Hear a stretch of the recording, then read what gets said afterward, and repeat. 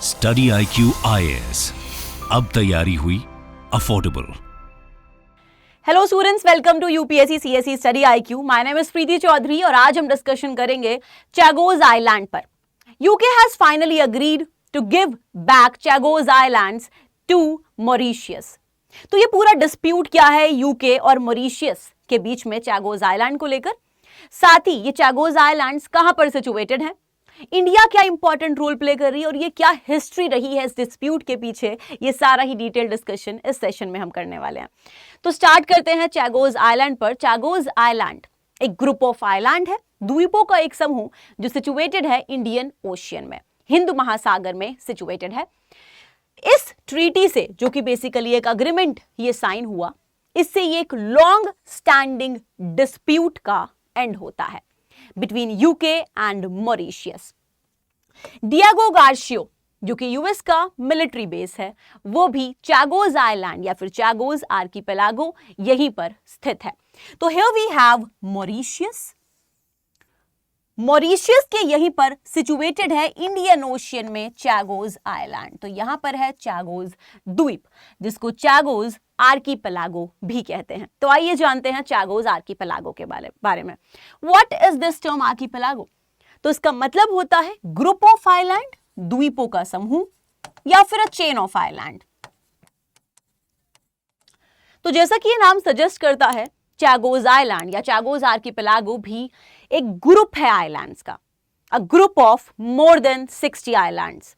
तो 60 से ज्यादा द्वीपों का एक समूह है चैगोस आर्किपेलागो इंडियन ओशियन में, हिंद महासागर में, जो कि मालदीव्स आर्किपेलागो के लगभग 500 किलोमीटर दक्षिण में स्थित है।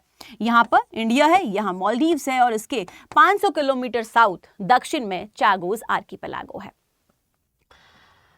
सम मोर इंफॉर्मेशन, लोकेशन की बात करते हैं तो ये सेंट्रल इंडियन ओशियन में सिचुएटेड है Chagos archipelago. Here we have Indian Ocean, almost central part में चैगोस आर्किपेलागो सिचुएटेड है। कुछ इंपॉर्टेंट आइलैंड्स यहां पर हैं, लाइक डिएगो गार्शियो जो सबसे ज्यादा इंपॉर्टेंट है। ये चैगोस आर्किपेलागो का लार्जेस्ट आइलैंड है, सबसे बड़ा द्वीप है ये चैगोस आर्किपेलागो का।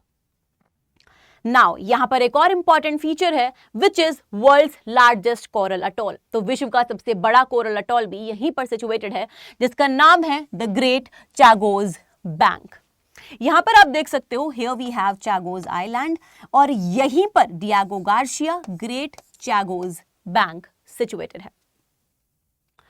क्लाइमेट, तो tropical marine climate Chagos archipelago में हमें मेनली देखने को मिलता है।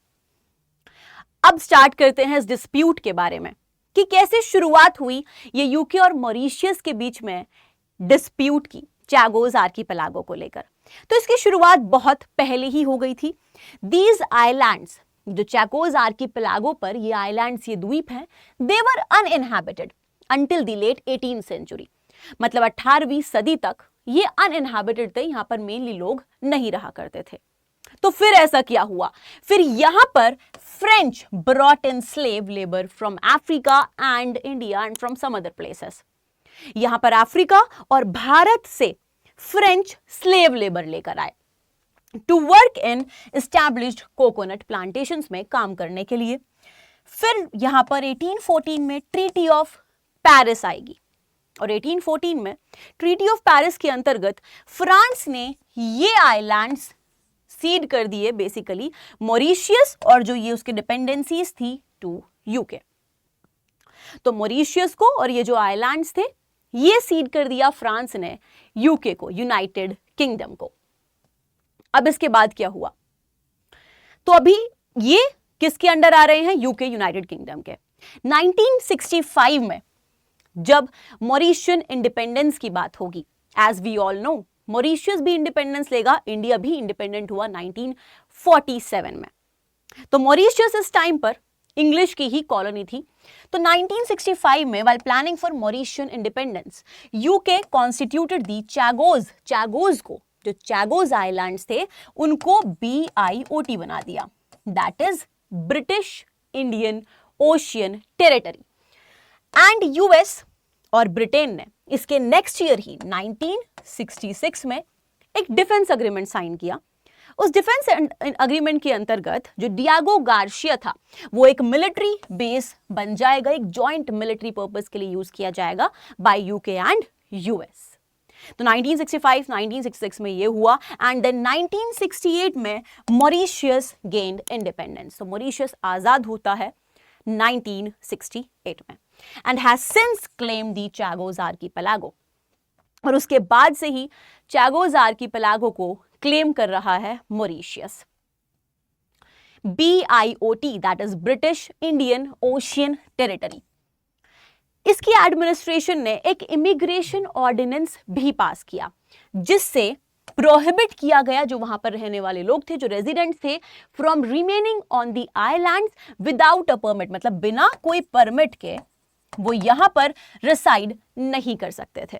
This led to the force expulsion हुआ लगभग 2000 चगोशियंस का जो यहां पर लोग रह रहे थे। और ये ह्यूमैनिटी के लिए भी एक काफी नेगेटिव साइन इसने दिया। यहां पर जब ऐसा होगा तो यूनाइटेड नेशंस डेफिनेटली आपकी इंटरवीन करेंगी और इसीलिए 2019 में इंटरनेशनल कोर्ट ऑफ जस्टिस ने रूल करा कि जो यूके ने ऑक्यूपाई कर रखा है एक तरीके से चैगोस आइलैंड को, ये इलीगल है।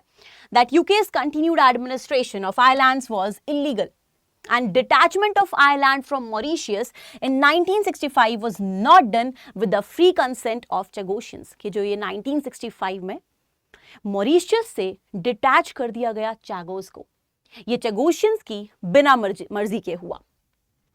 यूएनजीए ने भी एक रेजोल्यूशन अडॉप्ट करा और बोला कि यूके को विदड्रॉ कर लेना चाहिए चैगोस आर्किपेलागो से विद इन 6 मंथ, 6 महीने के अंदर।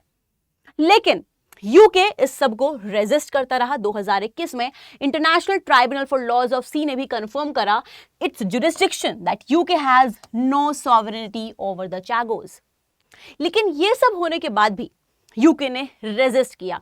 UK did not give its claim on Chagos archipelago. अब उसका एक रीजन भी है। एक रीजन ये है कि यूके ने बोला कि जो इंटरनेशनल कोर्ट ऑफ जस्टिस की रूलिंग थी वो एडवाइजरी थी एंड नॉट बाइंडिंग, कि वो बाध्यकारी नहीं थी।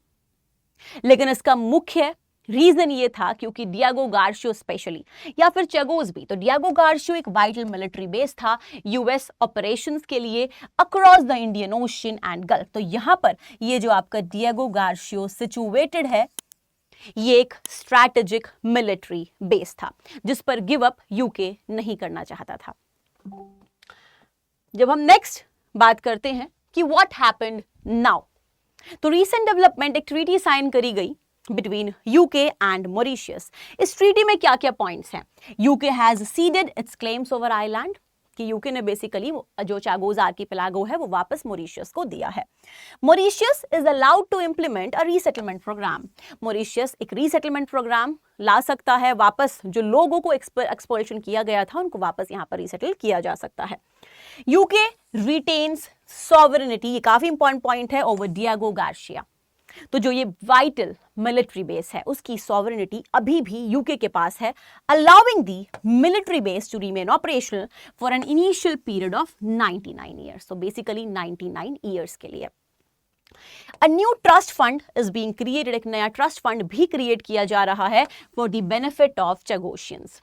नाउ ये कुछ रीसेंट डेवलपमेंट्स रही, लेकिन अब ऐसा क्यों, ये डेवलपमेंट्स अभी क्यों हुई? तो इसके भी 2 रीजंस हैं। पहला रीजन डेफिनेटली डिप्लोमैटिक है कि डिफरेंट कंट्रीज ने क्रिटिसाइज करा यूके को कि वो अभी भी कॉलोनियल, बिकॉज मॉरिशियस में जब हम बात करें तो मॉरिशियस इंडिपेंडेंट हुआ, लेकिन चैगोस आर्किपेलागो अभी भी एक कॉलोनी था यूके की, एंड पूरा वर्ल्ड अभी डीकोलोनाइजेशन की पाथ पर है। तो क्रिटिसाइज किया गया यूके को। और इसका एक और रीजन है, द डील साइंस सिग्नल करती है एक shift in approach under new prime minister Keir Starmer, who after his Labour Party came to power in July, emphasise किया उन्होंने that is his government would prioritise respect for international law, कि उनकी government prioritise करेगी respect for international law, जो अंतरराष्ट्रीय law है। Now what role has India played in this? तो India ने काफी इंपॉर्टेंट रोल यहां पर प्ले किया है। यूके और मॉरिशियस कि जॉइंट स्टेटमेंट ने भी जो डील पर आई रिकॉग्नाइज करा न्यू दिल्ली की इन्वॉल्वमेंट इन दी प्रोसेस। जब हम इंडिया की बात करते हैं तो इंडिया ने भी यहां पर statement the that India has consistently supported Mauritius' claim for sovereignty over Chagos in line with its principled stand on decolonization, क्योंकि इंडिया का एक principled stand है decolonization का कि ये colonial rule को खत्म किया जाए, because India was also a colony। तो यहाँ पर डीकोलोनाइजेशन को लेकर एक काफ़ी इंपॉर्टेंट स्टेप ये हमें देखने को मिला है और एक तरीके से इंडिया की एक स्ट्रैटेजिक विन भी रही है और इसीलिए ये इश्यू हमारे लिए भी काफ़ी इंपॉर्टेंट हो जाता है। Thank you so much, good luck. Study IQ IAS, अब तैयारी हुई अफोर्डेबल।